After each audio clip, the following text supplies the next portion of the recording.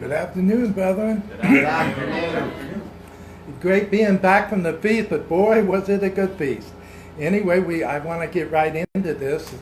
I'm actually glad it's a short chapter because it's deep and we don't have to rush it. So I would like to start, since it's the love chapter, 1 Corinthians 13, it's famous for the love chapter. I like to start, though, in 1 Corinthians 12:31. It's the last verse because it gives that opening for the love chapter. So 1 Corinthians 12:31. But earnestly desire the more edifying gifts, and yet I show you a way far surpassing all these. And we're going to see it's going to be God's love. I'm going to always add God before the love because this is really referring to God's love that He wants to give us. Okay? It's really deep. So we can go from here, but just think about what that opening was saying. Think of all the gifts you could possibly receive, and then something can be added that surpasses all your imagination, and just add love to it. And we're going to see what that will end up accomplishing in our lives. Okay, so 1 Corinthians 13:1, we begin. If I speak with the tongues of men and of angels, that's good, but do not have God's love, I have become a sounding brass or a clanging cymbal. What does that do for you? Not much. You see the point? Verse 2. If I have the gift of prophecy and all understanding, all mysteries and all knowledge, what we all want? Wow, this is great.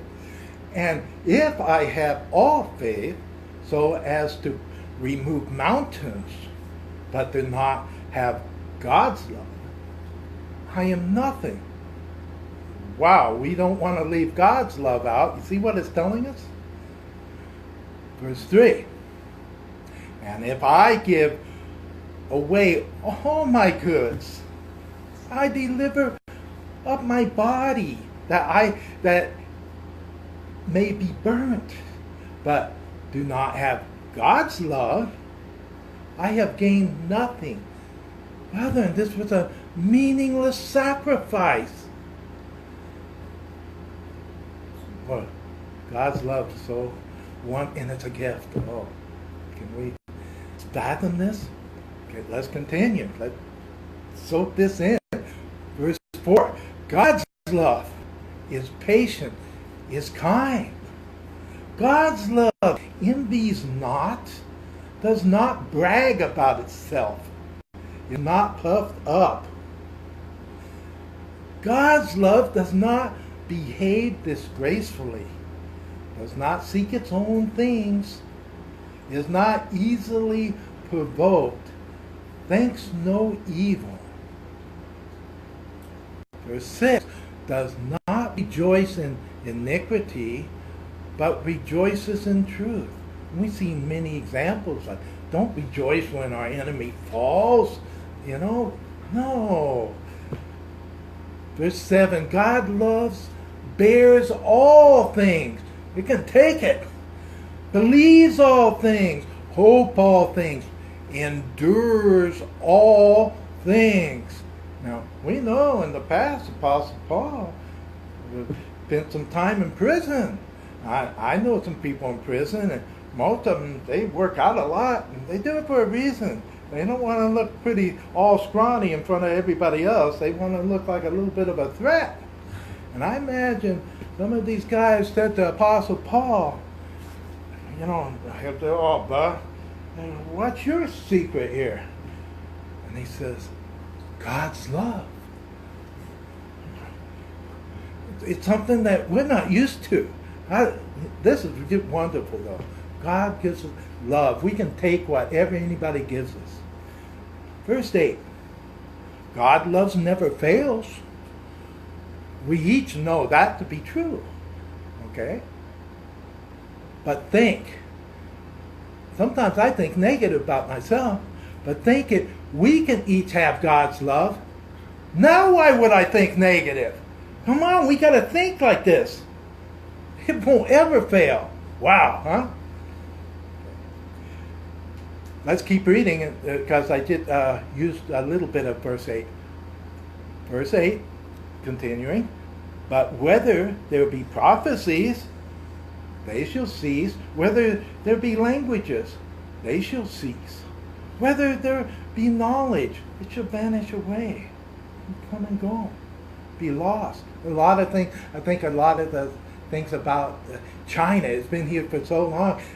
I think that some of them might have the secrets of what they've learned way in the past, but they know all kinds of things. If they touch something in the foot and all of a sudden it's for either a headache or something like that, they know some interesting stuff. That all this knowledge can perish, so it's interesting. It shall vanish away. Okay? The point is that God's love will not pass away. That's the point. The very love that will not pass away is the very love He's telling each of us to pursue. We'll see this. We'll see. He's actually telling us to pursue this. Remember, He said that all these good gifts, I'll give you something way better to add to those. And that's God's love. He wants us to pursue it. Verse 9. For we know in part, and we prophesied in part. But when that which is perfect has come, then that which is in part shall be set aside.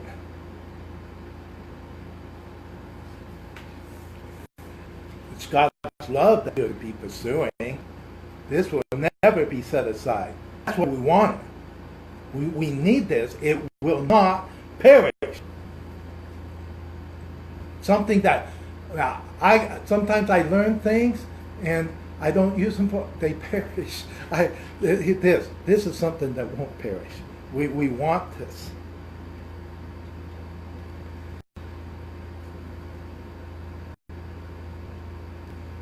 Verse 11. When I was a child, I spoke as a child. I understood as a child.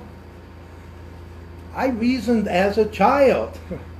But when I became a man, I set aside the things of a child. Now, Apostle Paul's spelling this out for the mature men and women of the church here. So let's go to Romans 13:10, and I'll read in Romans 13:11. Okay, Romans 13:10.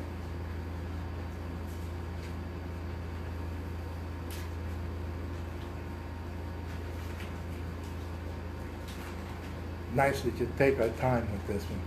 It's a short chapter. Just think about this. We don't want to miss out on the understanding here. Just amazing. I didn't see the original 12 disciples. They were being worked with. God's Spirit was with them and not actually in them for a time. And they didn't ask questions like Paul. Paul was converted. He was blindly converted, and he was taught by God. And he could come out and ask God these questions. What is love? And here, God didn't hold back on him. He's telling us. It's amazing. Okay, 1 Corinthians 13:12. Or did I read 10? 10. Am I reading 10 now? Yeah, just said 10. Yeah. Oh, well. Did I read Romans 13:10? Not yet. Oh, okay. Man, you know, I said about forgetting things, but this love will never leave me. Okay, Romans 13:10. Love does not do any wrong to its neighbor. Therefore, love is the full expression of God's law. Now consider this, knowing the time that it is already the hour that we should be roused up out of sleep, because our salvation is nearer than when we first believed. We're running out of time, brethren, is why Paul doesn't beat around the bush sometimes. Okay, we each want God's love in us. We don't want to run out of time, like Apostle Paul just pointed out. You know, we're pursuing love right now if we know what to point to. You know, I hear sometimes people, in fact, the one man, I'll just refer to one man I know, he always points to the kingdom.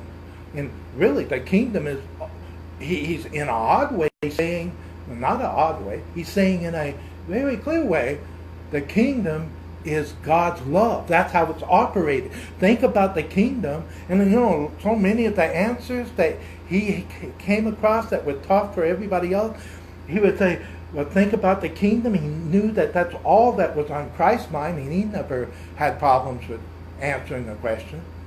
And he said, sure enough, time after time, God had given the answer. We keep our mind there. Keep our minds on God's love, how it will be in the kingdom. And these answers will be obvious. God's mind. It's amazing. Okay, we're going to finish up here. So, back to 1 Corinthians 13:12. For now, we see through a glass darkly, but then we shall see face to face. Now I know in part, but then I shall know exactly as I have been known. There won't be anything lacking. We're going to know. 13. And now these three remain: faith, hope, God's love. But the greatest of these, and it goes right to it again, it's God's love. Now, the wrap-up is actually in 1 Corinthians 14:1. It's just in 3 words. Here's the wrap-up. And I need to go there. It's cheating a little going into the reading of 14 here. 3 words, that's all I'm taking. Pursue God's love, or brethren, we will be nothing.